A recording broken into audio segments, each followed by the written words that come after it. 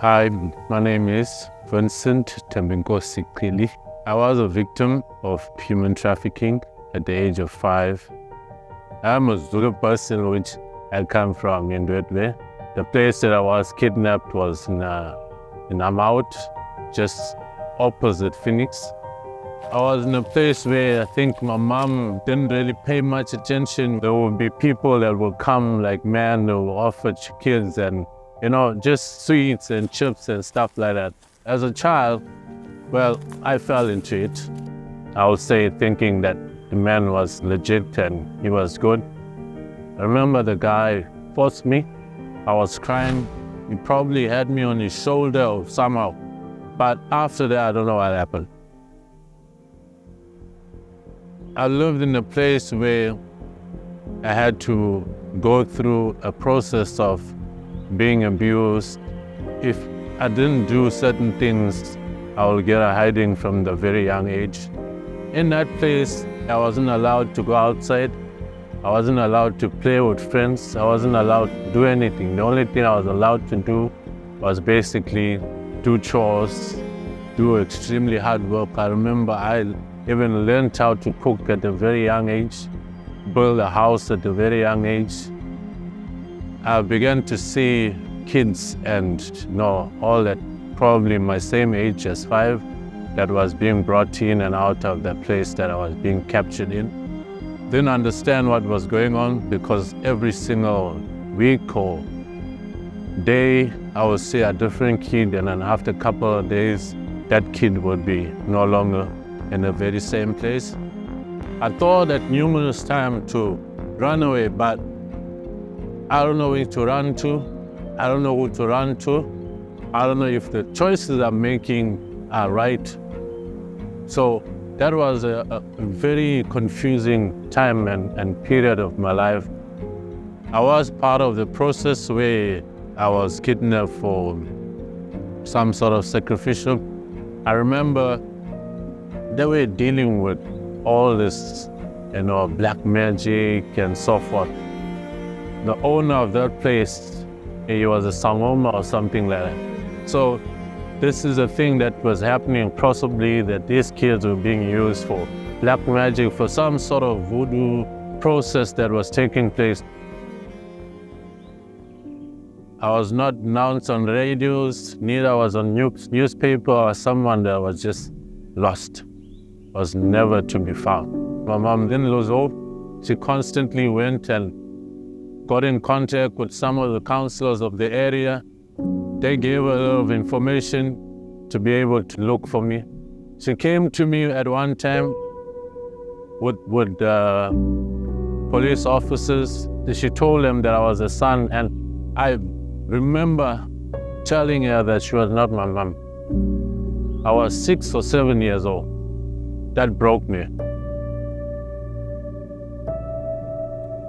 Then they realized that they needed to move me somewhere. In the place that I was moved in, a very, very unpleasant place, was like a jungle area where there was no food.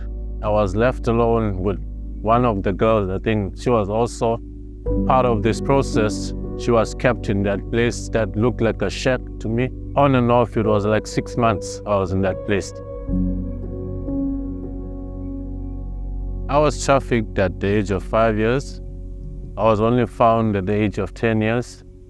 And that's the only time that I managed to escape my mom having to rescue me from the kidnapping people.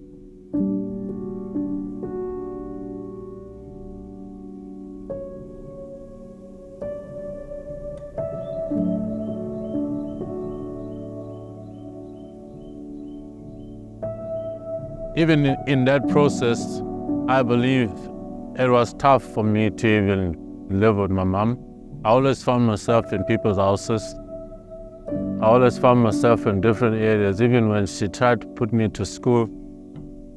Somewhere along the line, I found myself in the street because I always felt like my mom was not my parent, I couldn't really tell who I was. That's why I felt like the street was one of the places that I could be able to relate to.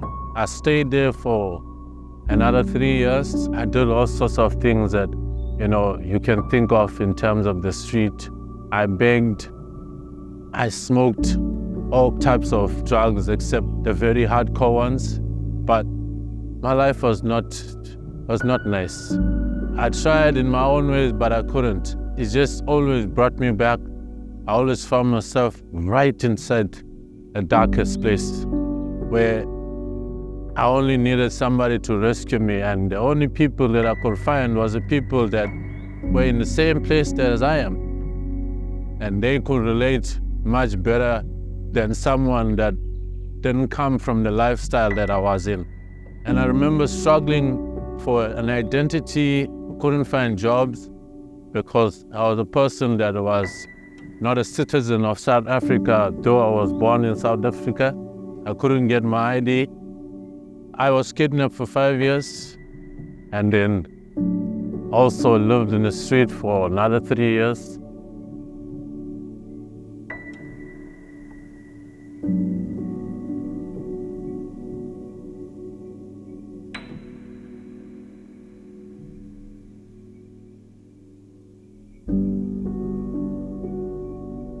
The only time that my life changed is the day that our friend, he went to church and he called me, invited me one day. He says, "Come, I've experienced a love that I've never felt in my life before." So when I went with him, I met people that were so full of love, so full of the Lord that they just embraced me. They didn't look on the person that I was before. They just looked on a person that was present and a person to become. They showed me love that was beyond, that love that I could say today, it was not a love that you get from somebody, but it was a love of the Lord. So fast forwarding the story is that with all the hardship, with all the difficulties, somewhere along the line, I was captured from before losing myself.